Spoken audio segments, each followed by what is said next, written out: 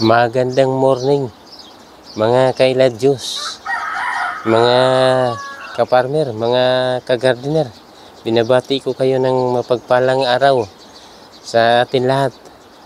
Ngayon po ay araw ng Miyerkules sa buwan ng Marso. Ang video ko po ngayon ay pipitis ako ng akin patula para mayroon gulay sa araw na ito ngayon. Ito po, at ipakita ko po muna sa inyo itong bunga ng akin patula dito sa Middle East. Yan, tiyaga-tiyaga lang. Pag may tiyaga, may linaga.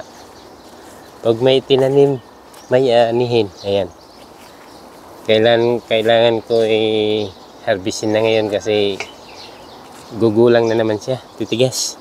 Yan, yan. Ito po yan mga kailadyos.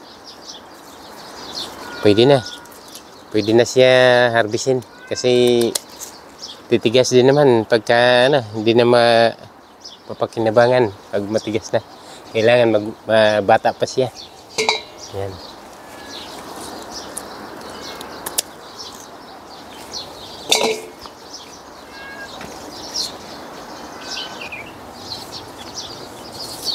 Ito po yan. Pangatlo.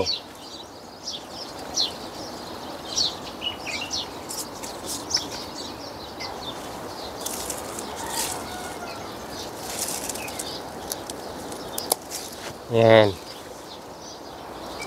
Apat. Naka-apat na tayo. Ito mga idol ay ano to? Malapit na siya mahinog. Pang ano natin to, pang tanim uli, seedling. Yan, naghahanap ako iba, naliliit pa yung iba.